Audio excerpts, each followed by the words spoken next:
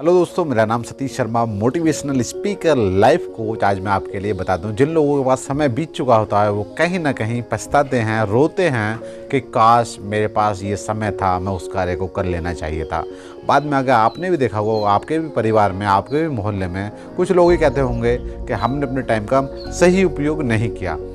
यदि हम सही टाइम का उपयोग कर लेते तो आज हम एक अच्छे जॉब पर होते, आज हमारे पास अच्छा पैसा होता, आज हमारे पास एक अच्छा सम्मान होता। बशर्ते ये होती है बात कि हमें उस समय को पहचानना होता है कि आज जो हमारा समय चल रहा है, यदि हम स्टूडेंट हम पढ़ रहे हैं तो हमें बहाने नहीं बनाने चाहिए, और जो हमारा लक्ष्य होता है हमें उसके प्रति पढ़ना चाहिए और उस लक्ष्य को हमें अचीव करना चाहिए। यदि हम जॉब कर रहे हैं, यदि हम बिजनेस कर रहे हैं तो कहीं ना कहीं हमारा लक्ष्य होना चाहिए, ना कि हम बहाने बनाने में अपना समय बिताएं। क्योंकि जितना हम अपना माइंड, जितना हम अपनी इस बुद्धि का यूज़ हम बहाने बनाने में करते हैं, उतना ही उससे थोड़ा सा ज़्यादा यूज हमें अपनी कामयाबी के लिए कर लें, उस समस्या को समाधान के लिए कर लें, तो आप उस मुकाम तक पहुंच जाएंगे जहां आपको बहाने बनाने का शब्द ही नहीं मिलेगा।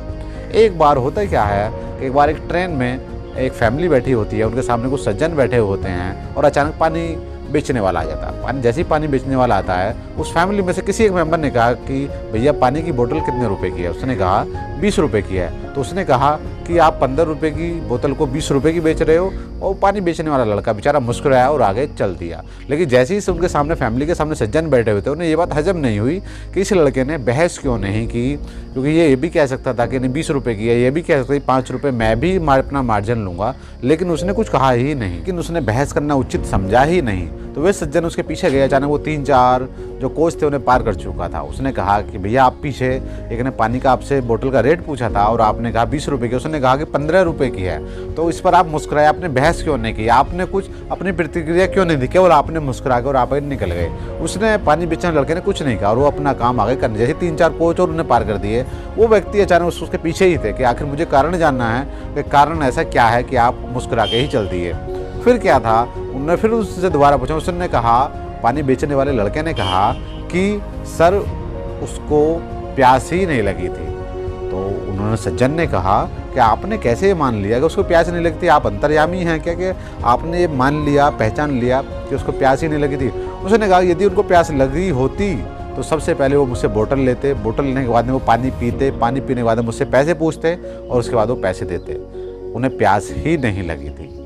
यही सीख हमारे जीवन के लिए है। यदि हमें अपनी टारगेट के प्रति हमारी भूख नहीं होगी, यदि एक स्टूडेंट के मन में यदि अपने टारगेट के प्रति भूख नहीं होगी, वो पढ़ नहीं पाएगा। दुनिया की कोई ताकत उसको पढ़ा नहीं पाएगी। एक बिजनेसमैन के मन की प्रतिक्रिया यदि ये हो कि हाँ मुझे एक बहुत बड़ा बिजनेसमैन बनना है, उसकी भूख ये हो, तो वो रात दिन कार्य करेगा, ना कि बहाने बनाएगा।